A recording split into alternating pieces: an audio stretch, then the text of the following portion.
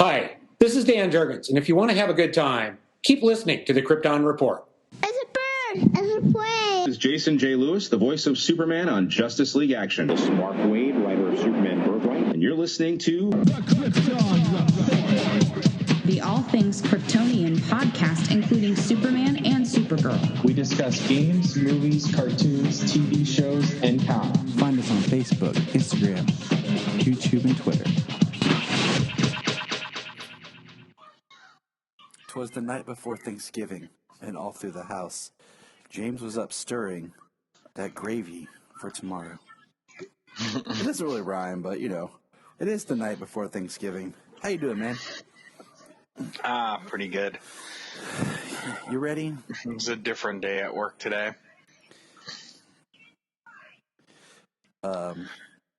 It's just been a weird day. Period. But, tomorrow's Thanksgiving, and we're going to have a really cool post of all the DC content that you can watch. So if you need your DC Thanksgiving fill, while you're, eating turkey, slip out and on DC Universe or, different streaming services. And it was quite a few episodes, Young Justice has one, The Flash has a couple, Arrow has one, Supergirl had a couple. So yeah, it was quite a few episodes of DC TV that involves Thanksgiving. So that's cool. And of course, Teen Titans has their Thanksgiving episode that I think I've watched 3 or 4 times now, since my kids have been on this big Teen Titans Go kick this week. I'm not really sure what we went from. Young Justice. We finished season 2, and then all of a sudden, somehow, it's now just Teen Titans Go. So. Oh, really? So that's a heck of a change. I think it started when they went to bed one night with the iPad, and they decided to watch Teen Titans Go to the movies. And then they started watching Teen Titans versus Teen Titans Go. And then Solomon's gotten really good at looking stuff up on YouTube. So they just started watching stuff, and then one morning they're like, "Let's watch Teen Titans Go." And I was like, "I don't want to watch the same clip of all their songs. Here, let's watch the Thanksgiving episode." So it's kind of funny when you're you go to McDonald's and you're like, Solomon, you're like, "What do you want, buddy?" And he's like, Bun, ketchup, pickles, cheese, put that patty in between, it's burger. What? It's burger. What? I'm like, so, but yeah, that's been the past couple of days. But let's get into some news. We don't want to bore people. It's, I hope everyone has a happy Thanksgiving. By the time they hear this, I had a happy Thanksgiving. Well, this sucker is dropping. I'm literally going to sign off here and be like, drop. Let's migrate to some DC news. Ready? All right. So we got... That's Wayne's World time travel, man. Diddle-a-doo. We got our casting update for... Is it Hakeem or Hakeem? I had my notes here for... Stargirl. I think they actually called him Jakeem. Okay. I think that's what they said. I think that's what Mike said in Stargirl last season. Yeah, that's what I thought. So he's going to get the Johnny Thunder. So that's cool. That rounds out... He's going to get the pen. That rounds out I think all the new casting pretty much for Stargirl. I feel like Stargirl's... getting more prominent. That's kind of like what I told. Like I said before, Stargirl, Supergirl, and Legends will be like the back wave of DC shows once the other 4 are done. Yeah. Well, Stargirl's got to step up on some of those shows because the majority of the CW shows, they start with just the main character, and if you get other prominent comic book people in it. You're just kind of lucky, or they're guest stars, you know. Mm-hmm. This, you know, Stargirl, they've got everybody in the show is from the comics, you know what I mean? And they're increasing that cast exponentially this season by how many more people, multiple villains and multiple heroes all together, you know. I think Stargirl did a great cast of how they built Team Stargirl because it was rebuilding the Justice Society. Compared to like everyone else is like building a team, like Team Flash, Team Arrow, Team Supergirl. This is where it's like the hero and then maybe a side hero. These are also like prominent heroes of the Justice Society. So I think it gives it a different kind of feel and vibe to how she got her team together. And I'm excited for this show. My buddy Donovan had just started watching it. He's been behind, and he was pretty pumped. He started the first episode today, so I'm looking forward to hearing what he has to say as he watches it. But speaking of teams, James, buddy, Tyler, our dream of having a Justice League on the CW is like over. I know, right? Sadly, it has just been reported that this will be the last season of Black Lightning. And that'll be season 4 will be its final season. And I'm just kind of like, man, like post-crisis, like I thought we would have a way of refreshing stories, refreshing plot, you know, bringing new life.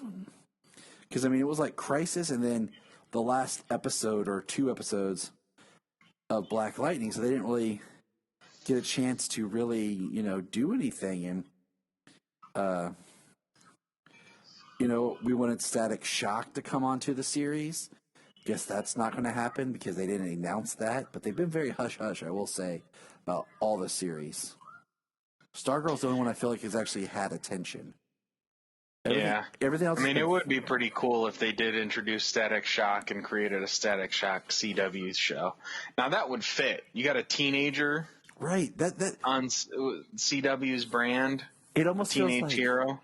I almost feel like that's the backdoor of this pilot they should work on the Painkiller. You know, so I don't know. I just feel like a whole Milestone universe TV series would be awesome. Just like on HBO, like Milestone. You know, you have Static, you have Icon and Rocket. You know, I just feel like that would be a really unique voice to hear in the comics in its own show. So, but yeah, I'm just kind of bummed because I liked Black Lightning. I mean, you know, its season 3 was a little wonky, but I mean, every CW series, their season 3 has been weird. Can you think of any that wasn't weird? Maybe Supergirl's was the least weird. I'd probably have to say that Supergirl's is probably the least weird. Hard to say, you know, Legends, because the show is made its brand on weird. And season 3 was when they got into magic and brought Constantine in. Well, see, I feel like Legends is weird because their season 1 was horrible. I feel like their season 1 was like a half-season test. You know, so they actually got going, you know, a little bit differently. But yeah. But I just, you know, I feel like it just kind of stinks, you know, Black Lightning. Now, at this point, the only 2 people left are Barry and Clark. Those were the only 2 left standing from the Justice League photo, from the Justice League still. And White Canary. From the end of Crisis. And White Canary. Oh, yeah, and White Canary, 3 of them, yeah. Yeah, because Batwoman doesn't count because we have a whole new Batwoman. So, like, you know, you can't just invite this person you just met that you've never fought with or know to join your team who didn't share this experience with you. But if Supergirl's going, that means Martian Manhunter's going.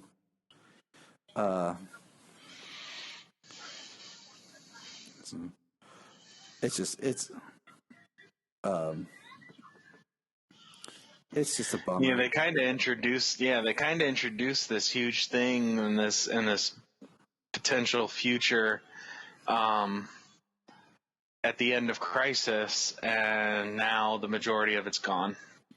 Yeah. It's going to be interesting, you know. The only new show we're getting is Superman and Lois. As the others, you know, we lost one, we're losing two more. All right, but let's move on. Let's move on to some good news. We got a picture of Starfire's costume for Titans.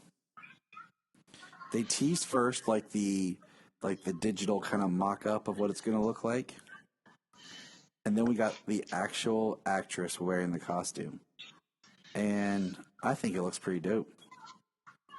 Oh yeah, yeah, it looks fantastic. I mean, it's obviously purple. It's got a lot of really cool gold trim. It's got green in it, and I mean, it looks kind of like, I don't know. It kind of looks like maybe an alien spacesuit or something.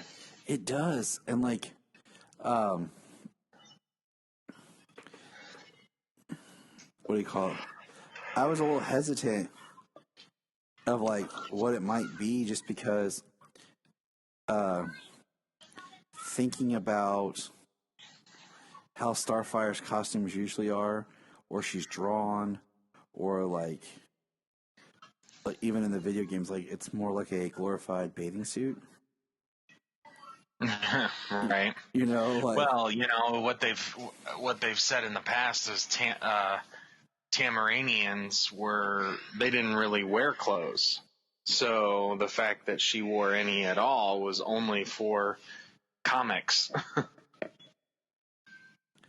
mean, that's why I like Starfire. Because she wears almost nothing? Yeah. Yeah. That's why I love the not Justice League, the Titans movie, where it shows how Starfire first showed up, and she kisses Robin, and that's how she learns her language and everything, and all the Titans are all there, and they're like, Right. But I like how, like, on there, they always draw her just a little bit taller. Yeah, I like that. So, yeah, but she looked really good, and they did the story well. So I'm excited. I think it looks good. We haven't got an official Starfire costume. We've kind of like teased with it, and I feel like this is even just a behind the scenes photo. Like, it's not a camera ready or filming photo. It's not an on-set photo, but neither was the Red Hood.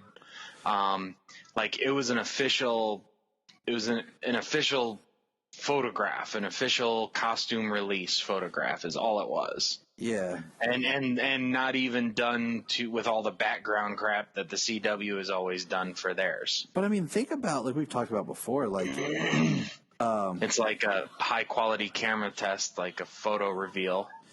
Yeah. I mean, think about before, when like the first photo of the Flash came out of his costume, it looked horrible. Like, he looked weird.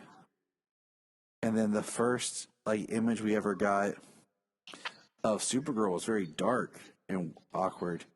And it was just kind of I was gonna say the only costume reveal that we got, or the first costume reveal photo that we got from all of those shows, that looked good, photo and all, with all of the Photoshop work done to it, was Kate Kane's Batwoman reveal. Yeah. Major hero wise, because I feel like they did some cool stuff with some of the minor ones like Rain and Mon-El. But yeah, Kate Kane's Batwoman, because even when they dropped the first picture of Tyler Hoechlin's Superman, it kind of looked like he just walked off the street onto set, put the costume on, and then the next time we see him, like, he looked great. So, Starfire costume. All right, last thing. I know we've kind of talked about this, but I don't think we've talked about it on mic because like it happened right as we were wrapping up. But Christmas Day, Wonder Woman will be on HBO Max. Wonder Woman 1984 will be on HBO Max and in theaters. And I guess that the way the deal going is it'll be on HBO Max for 30 days and then continue in theaters for like 30 days or something. Then it'll be on like streaming services or I'm trying to remember. It's like Video on demand. It's streaming on HBO Max for free for 30 days. Then it's available to purchase on video demand after 1 month.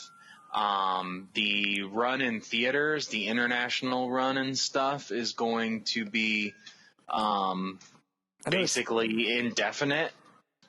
They're just gonna leave it in there. They're just gonna let it. They're just gonna leave it in there because there's nothing else to replace it on screens with. Makes sense. So if theaters are open and if some theaters are open, because I still think I haven't looked because I haven't looked to see if anything's out. If I haven't thought about going. I mean, if theaters are open around me, and it's available in theaters here, then I'm gonna try and go see it in a theater.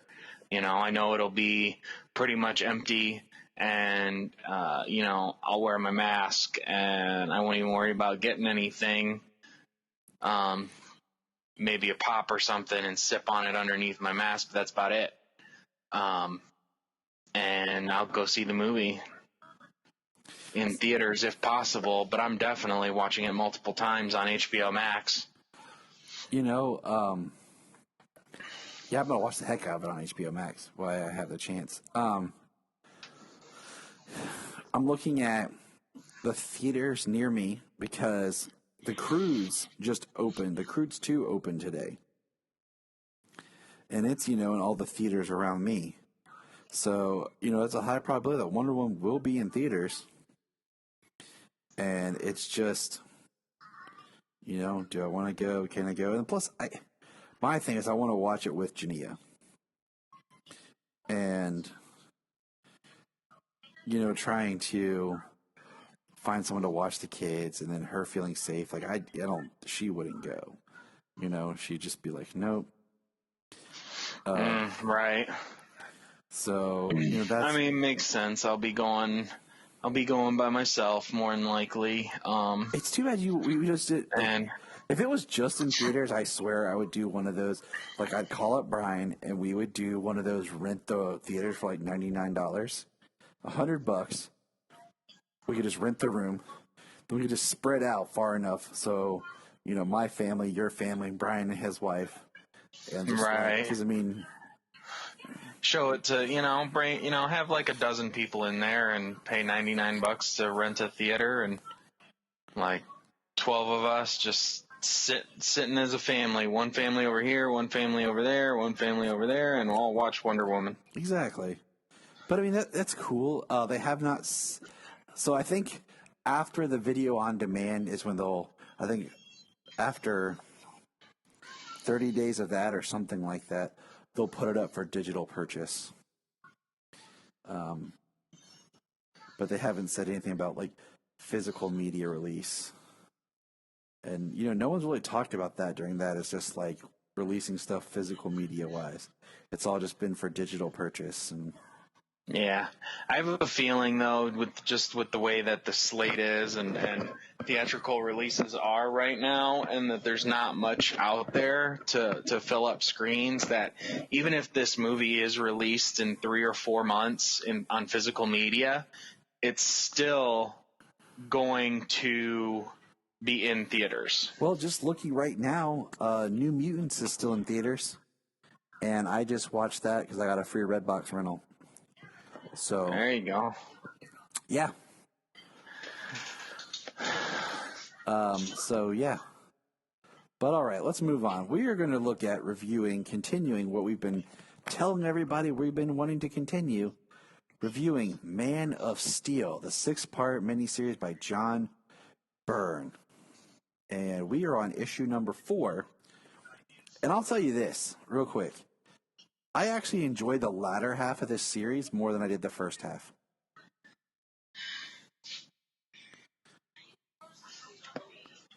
Did you?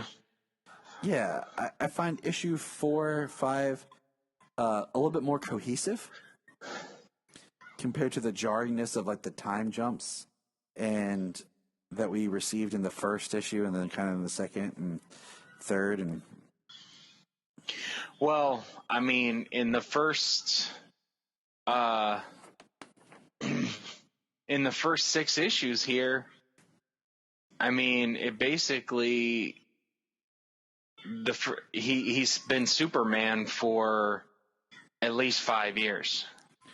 yeah, it's pretty crazy. Like, by the time because when you reach issue 4, they talk about how he came on the scene like 2 years ago.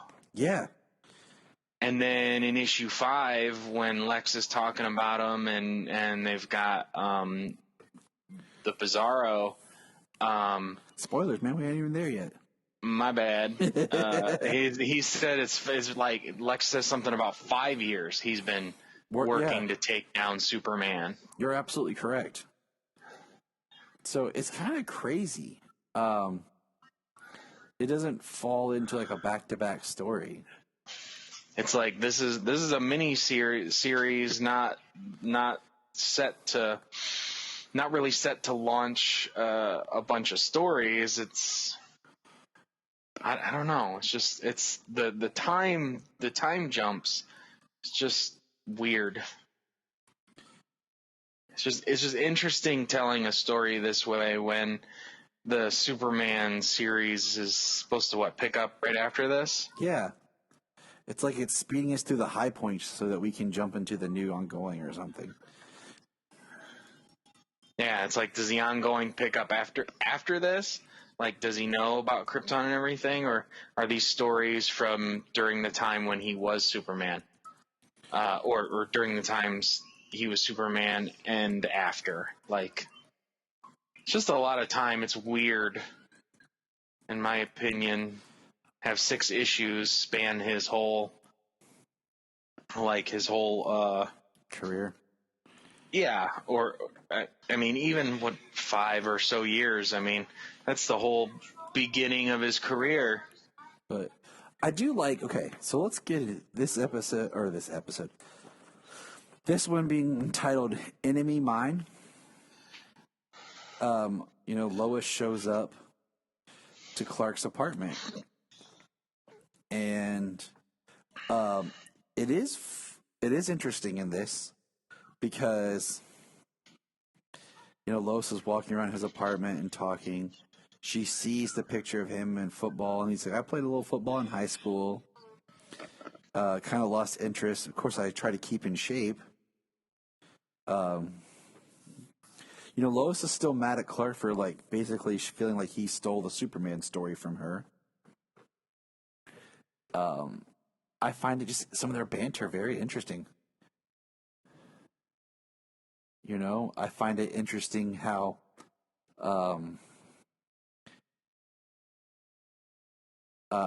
she finds him interesting, but yet is still kind of mad at him. He has an allure to him that she finds. So it's interesting to me. I think it's interesting here is the first time we get the Clark shaving. Remember the big Man of Steel campaign about how does he shave? Yeah. Do you remember? Or they would have people talk and they would try to give like Kevin Smith was one and Mayim Bialik was one about how does he shave? Because Gillette was sponsoring Man of Steel. Oh, okay, yeah. And because he has a beard in Man of Steel. Right. So I remember that, yeah. Everyone's like, how does he shave? How does he shave? If you ever watched the cartoons or Lois and Clark, you would have seen. Yeah. But I always just thought it was funny because I'm like, okay. I've never put that much thought into it. It's got to be the worst smelling shave ever, though. Yes, because Just reek of burnt hair. well, I find it hilarious because he goes in, he's like, "Oh, I'll turn on my electric shaver so Lois thinks I'm shaving." I shave with a razor, not a straight razor, but just like a Dollar Shave Club, like the nice blade razor when I do shave. Yeah. Right now I'm in my winter months, I'm growing the winter beard, but that doesn't make sound, but yet he does. And I find it so like the comic book exposition I find hilarious. Like, using a piece of curved reflective metal from the rocket Mom Pa Kent found me in, I direct a slender beam of my heat vision so that it bounces back with pinpoint accuracy and carefully shears off the exposed whiskers. It's ridiculous. I was like, isn't that what the medium of comic books is? You have the pictures to tell you that part of the story as well. Like, you don't need the all of the dialogue, all of the inner thought bubbles I mean, to explain what's going on. That's what I thought. Maybe someone screwed up and like didn't realize were just notes for like the artist, and they put it in there when they were setting it up. But I don't know. Do you know? Yeah, I don't know. I was like, and I've thought that about older comics too, when they go into this written detail and stuff. And I mean, a lot of this stuff has come to the point now these days we know this stuff, and then the story, the dialogue and the pictures tell us that without the explanation, because we've had the explanation before. You know what I'm saying? I just think it's hilarious. It cracks me up. I thought of you on this next panel, like as soon as I saw it, because Clark walks out. Lois curling a dumbbell. Yep, I'm like, that's Jamie's Lois. That's the Lois of Red. Like, that's his woman right there. Like, and she even riffs on Clark about how light the weight is, and he says, "Oops, I hadn't thought of that. I've gone to great length to provide explanations of how Clark Kent can have a build almost as good as Superman." And I'm just like, yeah, but with my super strength, it's hard for me to be sure of the weight of something as small as a dumbbell. Which is cool. So they get a helicopter on the roof, taking them to meet Lex. I like this red-headed, little rotund Lex Luthor, smoking a cigar, hitting on Lois like a dirty old man. He must be a dirty old man if he's got 7 or 8 ex-wives. Right. I thought that was interesting. Lex is throwing some shade at Lois, finds out her dress was a gift to her, not just a loaner for the night. And I love how Lois is so strong. She's like, "Clark, give me your jacket." And he hands her his jacket, and she takes the dress off and leaves it. And it's just wearing Clark's jacket. And be as wide as you know how. And eyes front, mister. It was funny. I like fiery Lois. I like this Lois. And she says, "If I suggest, Lex, if you want to spend your money on someone, I suggest a good barber." Yeah, that was funny. Clark says that closing shot was kind of a low blow, don't you think? And then what do you know it, James? But hijackers. And Clark has to throw some shade at him. So couldn't have seen that coming. I like Lois's comment of, "How did he get in front of me? I've never seen anyone move so fast." And they knock Clark out and throw him overboard. All right. And of course, Clark, changes into Superman, lifts it up, flies the ship to Luthor's private area. Frankly, private island. He puts it in the harbor. Frankly, James, I would have put it on land just to make him mad. Right. So someone has to come and help dig it out. But he drops it in the land. They go to shoot Lois. Superman shows up. And then I really like this shot here. Superman says, and now, crunk, runk, crunk, crunk, crunk. He's breaking the guy's gun in his hand. He said, I'd think about letting go if I were you. Because the guy's still holding the handle as Superman's crushing it. Yeah. Yeah, I thought that was pretty cool. Like, as he's crushing it, the magazine falls out because he breaks the gun.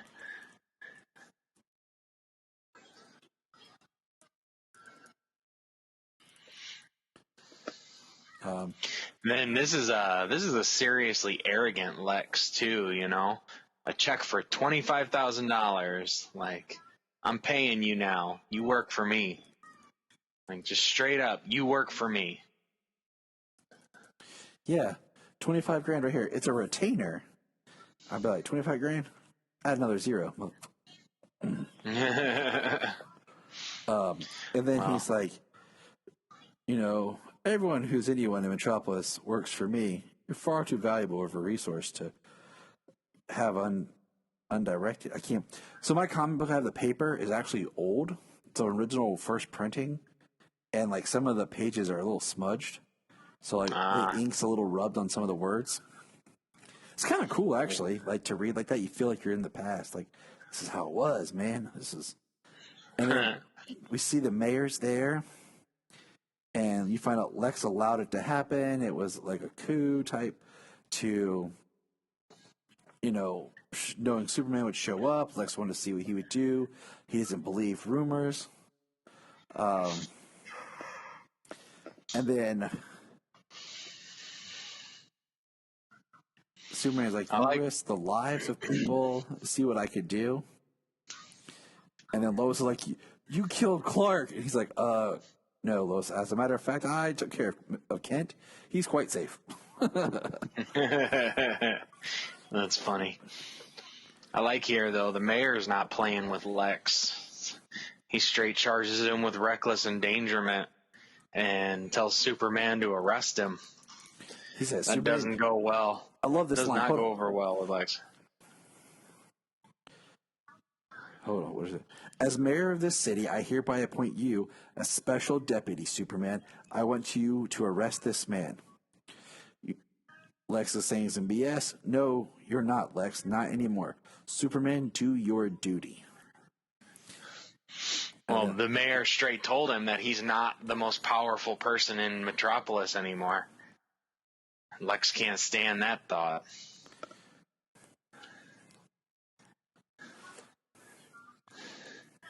And they got Lex's mugshot, and he's booked in jail. But you know what? You know what I love about this? It's the next page.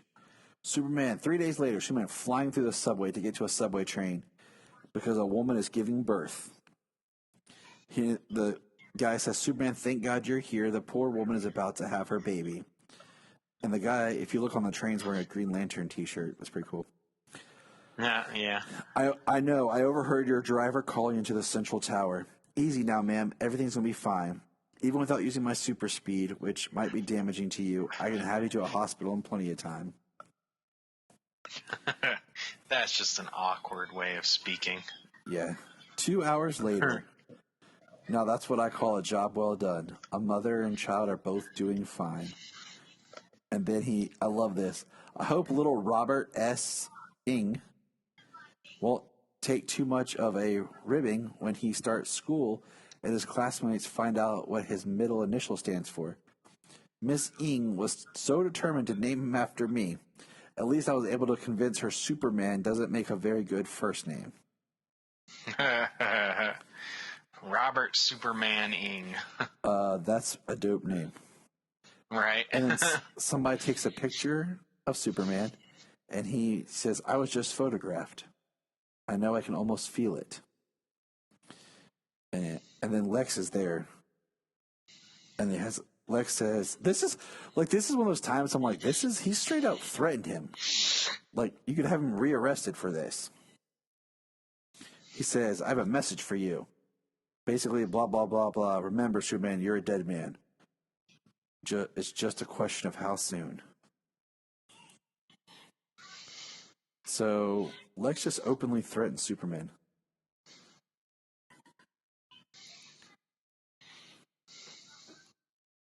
Yeah, he does. Lex is a mean dude. Like in the Man of Steel, like he's just arrogant above all. He's mean. He doesn't care about people. He wants what he wants, and he tries to take what he wants. Yeah, no one knows when to stop him.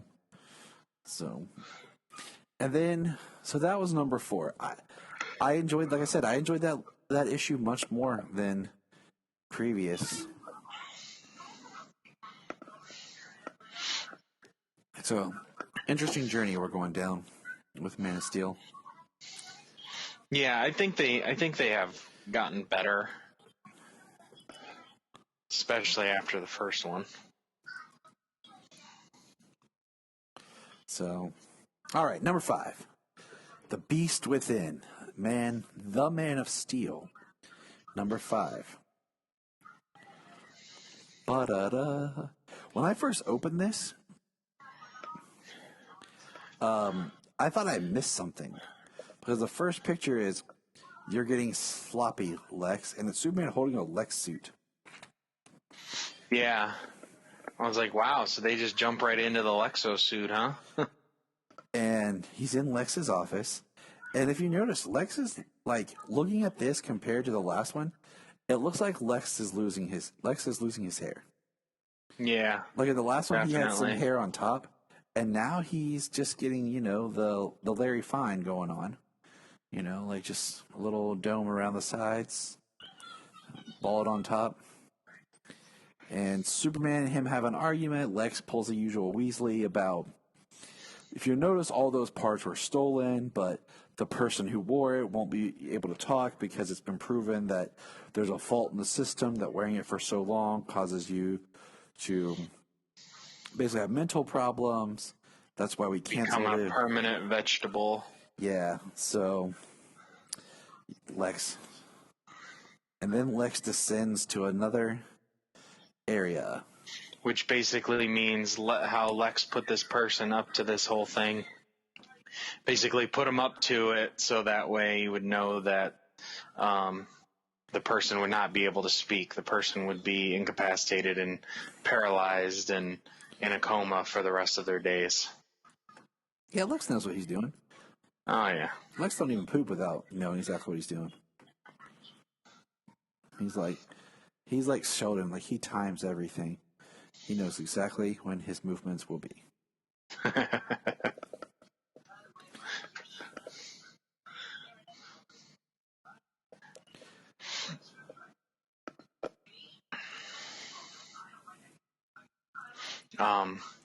It's interesting though here, like they scan him to create a synthetic version of him. Yeah, he's talking about the machine. Or is it the data? The data that. Hold on.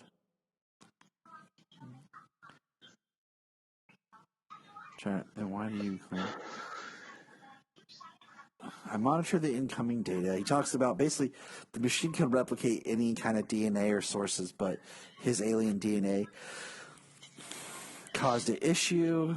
Lex is like, he's perfect. He's perfect. I just keep hearing Eartha Kitt in my head. And then he passes. That over the top. Yes. Yeah. The forgotten Catwoman. Not as forgotten as Halle Berry is remembered as being the horrible one, but Eartha Kitt's just forgotten because nobody thinks about it. And then he falls over. And he says, the doctor says, Superman is an unknown form of life. The Matrix is rejecting the alien DNA. So let's pause real quick here. What are your thoughts and feelings on Bizarro? I don't think we've ever really talked too much about. I think we've touched on it, but I don't know if we've ever dug deep about Bizarro. So, I mean, the most common Bizarro I'm familiar with is a failed clone. I'm less familiar with the Bizarro from Bizarro World. The whole backwards planet and everything. God, that is the most hard comic book stuff to read in the entire world. It is. It really is. It takes forever because you got to read it and then you got to think about it backwards. What they're not saying, that it means the opposite, and then even the pictures, the characters, how they're drawn differently. Like a Bizarro Flash is fat and slow. See, that's my quick thing is I don't like Bizarro World. I don't like that everyone has a Bizarro, that you have Bat Zorro. I don't. I like the idea of Bizarro as being the failed clone of Superman. Yeah, I mean, it doesn't seem like it would work even in a multiverse. It would just be so chaotic, and once you got these super beings, they would destroy the world. Yeah,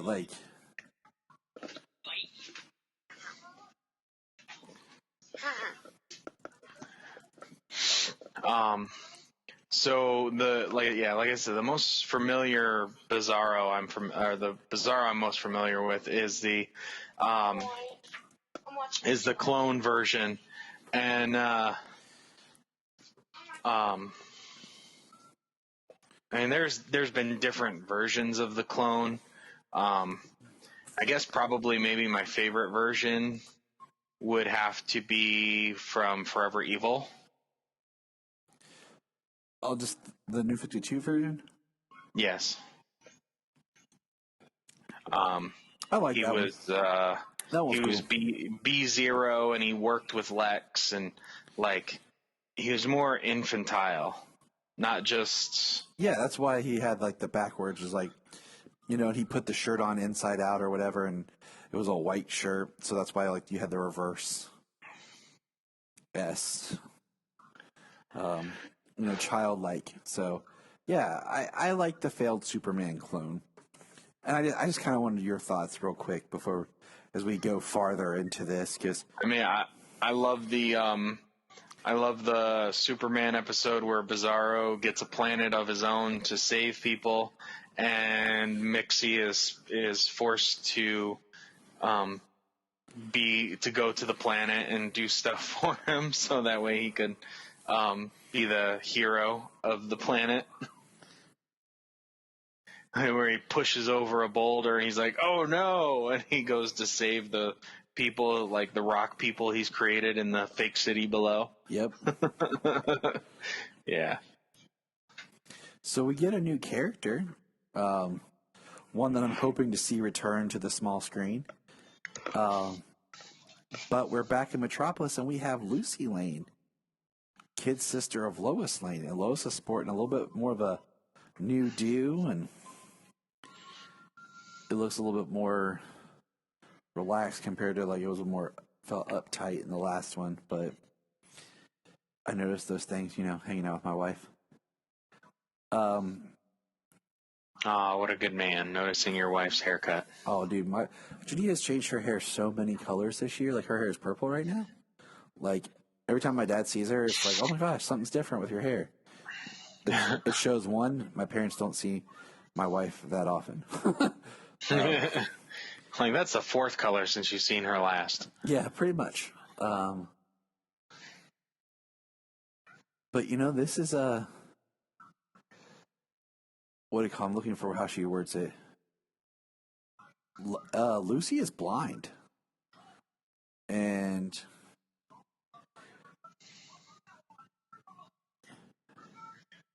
it's very interesting that she's she's wearing these sunglasses and she's arguing with Lois about being blind and how she feels now, and Lois is saying she could call in sick, and she says, "Look, I'll be fine and like the last shot is just her crying. And that was a very strong like introduction to this character, and it makes me wonder, like, are there stories going on in between these issues? Like, what's the significance of each issue? Just a major like event, you know? Right. Yeah, I'm not sure. Maybe we can get Phil on our last episode to talk about Man of Steel, and he can tell us about the history, everything. He can tell me about, the day he woke up and it was first printed, and like how he went down to the store and picked it up, and all was right in the world. Right. So we cut to Superman helping an ambulance. Ambulance stuck in, like, looks like got a flat. Superman just picks it up, flies it. It's I almost said it's shot really well, but it's done really well with the way that it's kind of keeping, we're seeing Superman's boot, him from a distance, nothing up.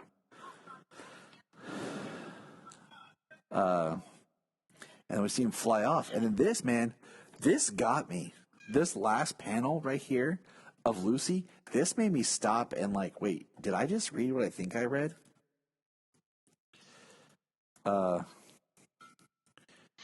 Where she jumped off the building? Yeah, to commit suicide. Yeah. I was like, holy cow, because she just says, "Forgive me, Lois." Like, and I was like, what? Yeah. I was like, wow, that escalated quickly. Yeah, exactly. I was like, holy cow, like, and she gets caught by Superman. And we get if you notice in the coloring, there's like some white here and there, but his hand is white. His hair is shaggy. Yeah, in the next panel below, his face kind of looks white, and it looks like there's red stuff on her face. I think that's intentional in the coloring, but it could just be the comic that I have decomposing. The bottom panel, that's a very slick-looking Clark Kent. He's got the bottle rim glasses. His hair looks back. He looks like, sleeves rolled up. Very, what would become, Dean Cain style Clark. Yeah. Our first post Man of Steel live action Superman, as we've talked about before. But Clark being suave, man. I like my Clark being cool, but I don't know. He can't be too suave. Can't be too cool, Like, I mean, he's got to be like a normal guy, I mean, not awkward, but also not like your standout cool guy. He's got to be quick. It's already hard to not stand out being as tall and as jacked as he is all the time. He's got to be quick as a joke and to light up a smoke. You know what I'm saying? You got to wear some loose fit clothing. Some old clothing.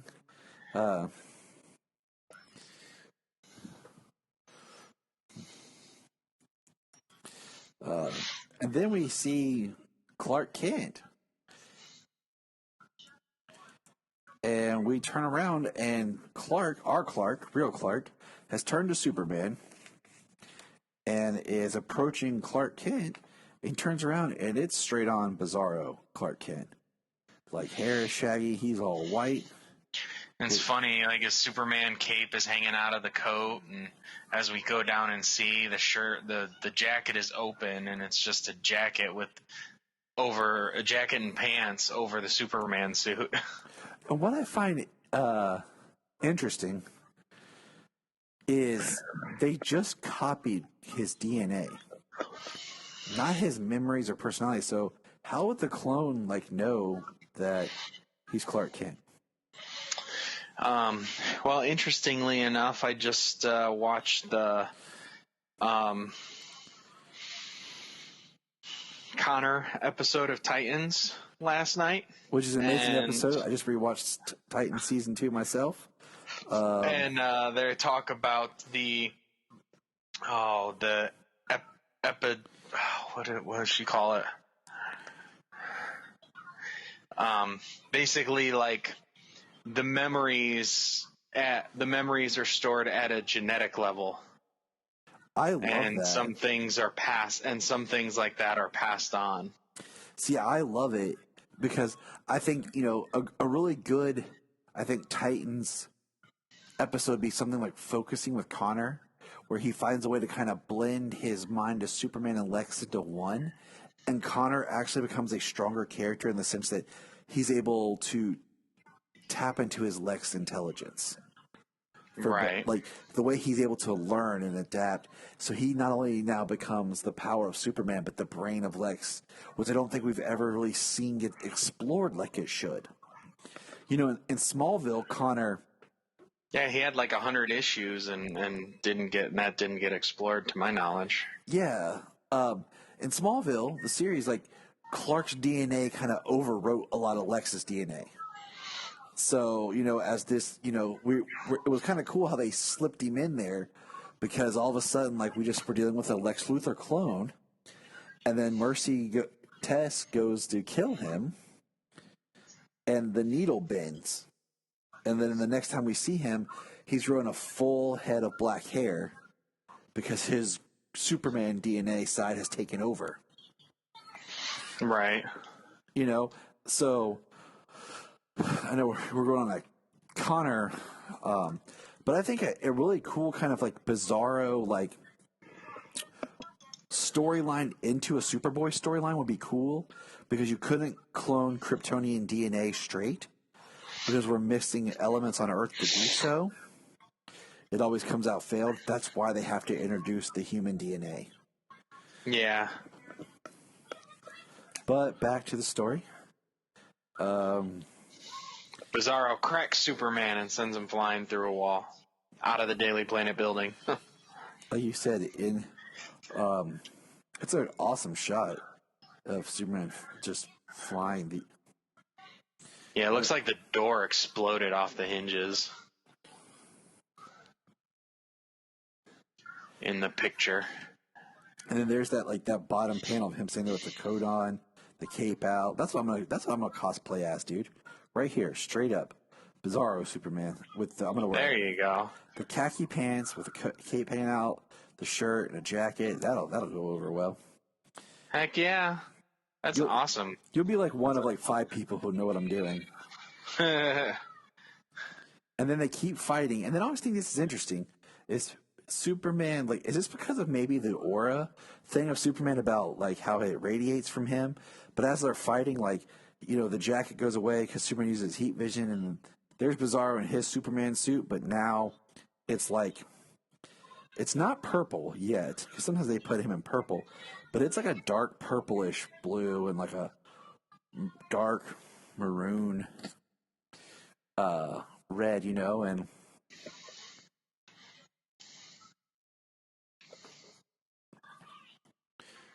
Those are not yours. They don't work anymore. Those are not yours. it looks cool, but it's like why how did his suit change?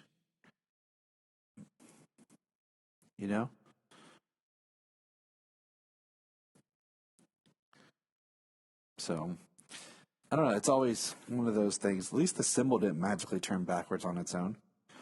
And of course, Bizarro naturally has to go after Lois because it's just programmed in his DNA. He's not only thinking with clearly, he's thinking like a man. Sorry, kids. Yeah, life. But he's trying to take Lois. He forces his mouth on Lois's. Very bad, Bizarro. And then Bizarro. Right here's another thing. Right here. Okay, after Bizarro kisses Lois, she says, "Don't believe it. 5 years I've been dreaming of being kissed by Superman. Now this thing." So there's another 5 years. Yeah. So that's 5 years since Superman revealed himself at the end of issue 1. Or was it the end of issue 1? Yeah. Yeah. Yeah. I do think this is really interesting. So Lucy's there, and Lucy is starting to be able to see because of her interaction with Bizarro. As he's falling apart, like his cells, so they're coming into, have like a healing.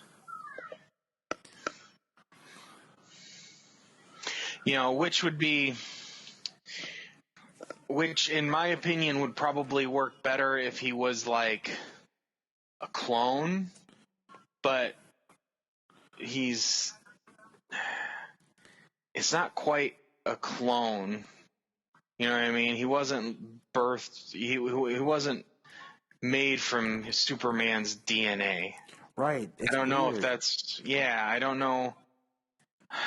I don't know if this was what the ideas about cloning were at this time. Right. But just having a physical scan, a cellular scan, doesn't make it a clone, at least to what we know. So like the cells aren't because they even Kryptonian in nature. Because even cloned, he says it's not organic. It has the necessary components to mimic living cells, but it's not alive, and that means our ugly friend is some kind of android, an artificial being just one step ahead of a robot. So yeah. And Superman says, I gotta hit it with everything I've got. So he's just kind of like this weird, not clone as we would think of it, creature. Yeah, like just from what we know. He's like from Alien, kind of like, how they're robots, but they're synthetic people, or like they feel kind of real, but like they bleed white, and yeah, that's kind of how I think about it now. Yeah, I mean, it's not the clone with what we think. Like, if this was generated, like if this was grown Kryptonian cells, like from our knowledge of all the different things, like especially Smallville, Clark's cells have an incredible regenerative property, and you would think like cloned Kryptonian cells, as they broke down like this, could like heal her eyes. Mm-hmm. But like we said, it's not organic. It's not his cells. It's not Kryptonian. Yeah, it's weird. It's trying to mimic his cells. It's very interesting. Superman flies into it. Bizarro blows up, and Lucy can see as Bizarro's ash rolls down.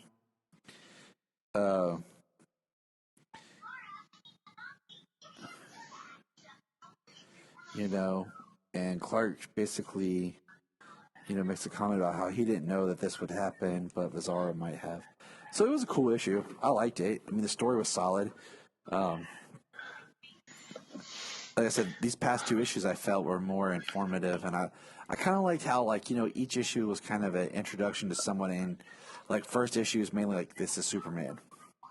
Second issue was, this is Lois. This is Lois, and this is Batman, and now it's Lex, and and this is Bizarro, Lucy Lane. And then he says, the last part says return to Smallville. So when we get to issue 6, it'll be a return to Smallville. So. All right. I didn't get a chance to finish that. I'm halfway through. So he's halfway through, so we could just review half the book. We'll do a good wrap up on the Man of Steel next time.